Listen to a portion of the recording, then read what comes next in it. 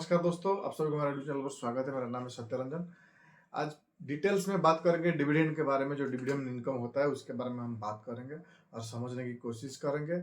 और इसको लेकर जो कंफ्यूज है बहुत ज़्यादा, खासकर इसका पेमेंट मेथड को हो या फिर जो एक्स डिविडेंड डेट होता है या फिर रिकॉर्ड डेट होता है, उसको लेकर हम बात करेंगे। देखिए, डिविडेंड जो है ये कंपनी के ऊपर पूरी तरह से डिपेंड करता है कि वो जब उसका प्रॉफिट होता है, वो चाहेगा तो ये डिविडेंड दे सकता है। मतलब उसका जो प्रॉफिट का कुछ हिस्सा होता है वो उसकी जो शेयर होल्डर को दे सकता है। ये कोई फोर्सफुली नहीं कर सकता है, लेकिन हाँ, अगर उसको कुछ एक्सपेंशन करना होता है या फिर कुछ ग्रो करने के लिए कुछ भी अगर नई एक्विजिशन करना होता है तो वो ज़्यादातर नहीं देता है। खासकर तभी नहीं देता है जब वो न्यू होता है। लेकिन जब उसका एक्सपीरियंस हो जाता है, जब वो पुरानी हो जाती है, जब उसके पास जो प्रॉफिट है वो बहुत ज़्यादा होता है, तो प्रॉफिट का कुछ हिस्सा जो है वो शेयर होल्डर के साथ डिस्ट्रीब्यूट करता है। ये है पहली बात, क्यों डिविडेंड है और डिविडेंड क्या है और इसका इम्पोर्टेंस कितना है। और देखिए, जो इन्वेस्टिंग करते हैं डिविडेंड उनके लिए बहुत मायने रखता है। खासकर जो लॉन्ग टर्म इन्वेस्टिंग करते हैं, कहीं ना कहीं डिविडेंड जो है वो पैसिव इनकम की तरह काम करता है।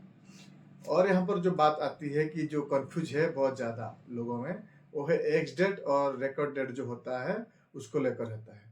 देखिए, जो पहले आता है जो रिकॉर्ड डेट, जो रिकॉर्ड डेट का मतलब ये होता है उस दिन कंपनी जो है वो लिस्ट निकालता है। मतलब वो देखता है कि वो किस किस के पास ये जो शेयर है, उसका जो शेयर है कौन से लोग उसको रखे हैं, मतलब उनके पास है, उनके पोर्टफोलियो में है। वो देखने के बाद वो सेबी से लिस्ट मंगा लेता है। मतलब वो डॉक्यूमेंट ले जान पाता है कि हाँ, इन लोगों के पास मेरा शेयर जो है, चाहे 10 हो, 20 हो, 100 हो, लाखों हो, करोड़ हो, वो सब कुछ डाटा जो है वो रिकॉर्ड करके रख लेता है।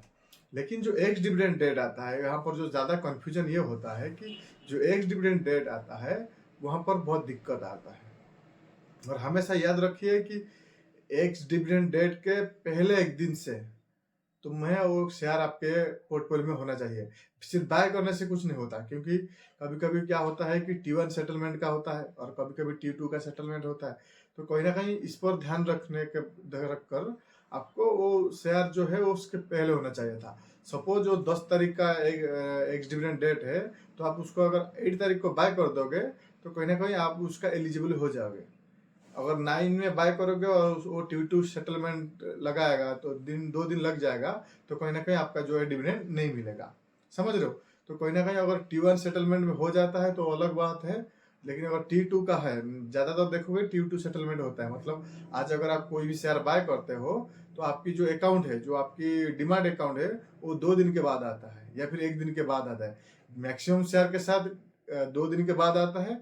और बहुत लिमिटेड शेयर हैं जो हाईली ब्रांडेड और लार्ज लार्ज कैप कंपनी है, वो T1 सेटलमेंट काम करते हैं। समझ रहे हो? तो कहीं ना कहीं वो उससे पहले आपके पास होना चाहिए। और डिविडेंड को लेकर जो करेक्शन की बात करते हैं, देखिए, अगर कोई भी कंपनी बहुत ज़्यादा डिविडेंड देता है, अगर वो उसका मार्केट जो प्राइस है, प्राइस के हिसाब से अगर 20% है, फिर 5% है, 10% है, ऐसा कुछ है, तो कुछ लोग क्या करते हैं, डिविडेंड सिर्फ डिविडेंड के लिए उसको बाय कर लेते हैं। खासकर जो ऑपरेटर होते हैं वो इसलिए बाय कर देते हैं। इसीलिए देखोगे जब से डिविडेंड डे डिक्लेयर होगा तब से लेकर एक्स डिविडेंड डेट तक वो जो स्टॉक है वो थोड़ा ऊपर बहुत जाएगा, फिर वो जब जब जिस दिन उसका एक्स डिविडेंड डेट खत्म हो जाएगा वो नीचे आ जाएगा। तो इसको लेकर डरने की जरूरत नहीं है। अगर आपके पास पसंद है वो कंपनी, अगर आप चाहते हो वो कंपनी, तो आप आपके पास रख सकते हैं। दूसरी बात यहाँ पर एक और आता है कि कंफ्यूजन बहुत ज़्यादा है कि डिविडेंड स्टॉक ज़्यादातर अच्छी नहीं होता है, ये ऐसा होता है, वो ऐसा होता है। तो देखिए, डिविडेंड कोई बुरी बात नहीं है, लेकिन हाँ, कोई कंपनी जितना भी प्रॉफिट होता है अगर सब कुछ डिविडेंड में दे देता है और वो ग्रो नहीं करता है, तो कहीं ना कहीं सिर्फ डिविडेंड जो है उतना काफ़ी नहीं होता है। समझ रहे हो? ऐसे बहुत कंपनी है जो ग्रोथ तो नहीं करते हैं, सिर्फ डिविडेंड दे देते हैं। तो कहीं ना कहीं वो दिक्कत है, क्योंकि इन द एंड आपको ग्रो करने के लिए आपके जो है पैसा इन्वेस्ट किए हैं। तो ये सारी बातों को आपको ध्यान में रखना पड़ेगा। और कुछ ऐसे होते हैं जो ग्रोथ के साथ साथ डिविडेंड भी देते हैं। जितने लार्ज स्टॉक, आईटी स्टॉक देखोगे या फिर आईटीसी हो गया और एचडीएफसी बैंक हो गया, वो ग्रोथ के साथ साथ और डिविडेंड भी देते हैं। और जो मोस्ट इम्पोर्टेंट यहाँ पर आता है कि लोग अभी जो न्यू इन्वेस्टर हैं उनको और एक कन्फ्यूजन होता है कि वो जो पैसा है वो कहाँ मिलता है। देखिए डिविडेंड जो पे आउट होता है वो दो तरह की होता है, एक होता है कैश पे आउट होता है, दूसरा होता है स्टॉक। स्टॉक में दिया जाता है। स्टॉक कैसे मिलता है, बोनस शेयर दिया जाता है, समझ रहे हो। और दूसरा है कैश में पे आउट दिया जाता है। जो कैश में दिया जाता है, हमेशा याद रखिए, जो एक्स डिविडेंड जाता है उससे 20 दिन के अंदर या फिर कभी कभी ज़्यादा भी हो जाता है, 1 महीने के अंदर आपका जो पैसा है वो जो भी डिमॉट अकाउंट है और जिसके रिलेटेड आप बैंक अकाउंट जुड़े हैं, लिंक किए हैं, वही अकाउंट में पैसा आ जाएगा, समझ रहे हो। और एक बात यहाँ पर और भी जानने की जरूरत है, अगर कोई कंपनी 2 शेयर के बदले 10 रुपये देता है आपके पास, अब सपोज जो 21 शेयर है तो 20 शेयर का तो पैसा मिल जाएगा, लेकिन वो 1 शेयर का पैसा क्या होगा, अगर वो एक शेयर पर शेयर वो 1 रुपये देता है, तो जो 1 शेयर आपके पास होगा वो 2 शेयर में 1 रुपये देता है सपोज, और 1 शेयर का आपको 1 रुपये मिलेगा या फिर उसका आधा मिल जाएगा। इसको कोई टेंशन लेने की जरूरत नहीं है, वो स्प्लिट करके दे देते हैं।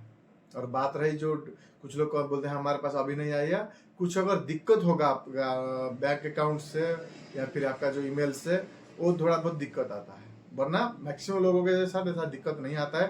खासकर आपका अगर ईमेल आईडी अपडेट नहीं किया है, मोबाइल नंबर अपडेट नहीं किया है, थोड़ा बहुत दिक्कत आता है, वरना नहीं आता है। और एक बात, आपको ईमेल की में भी मैसेज आ जाता है कि हाँ इतना पैसा भेजा हूँ, इस अकाउंट में भेजा है और ये डेट में हमने भेजे हैं। वो कंपनी की तरफ से आपको ईमेल में आ जाएगा पूरी तरह से, कब भेजे हैं, कितना पैसा भेजे हैं। और जो टैक्स के बारे में बात करते हैं, यहाँ पर टैक्स देखिए, अगर डिविडेंड का अमाउंट अगर 5,000 से ज़्यादा होगा तो आपको थोड़ा बहुत टैक्स पड़ना पड़ सकता है। जब मंथ एंड करोगे या फिर ईयरली जब एंड करोगे, आपको तभी जाके थोड़ा बहुत आपको देना पड़ेगा, वरना नहीं देना पड़ेगा। और डिविडेंड का अमाउंट आपके 5,000 से कम है एक ही कंपनी से, तो आपको नहीं देना पड़ेगा। तो यही सारी बातें हैं दोस्तों से डिविडेंड को लेकर। और कोई और डाउट है आप कमेंट करके बता सकते हैं, हम उसके बारे में बात करेंगे और उसको आंसर देने की कोशिश करेंगे। और कोई टॉपिक पर आप चाहते हैं तो उस पर भी बता सकते हैं, उस पर भी हम वीडियो बनाने की कोशिश करेंगे। थैंक्स फॉर वॉचिंग दोस्तों, जय हिंद।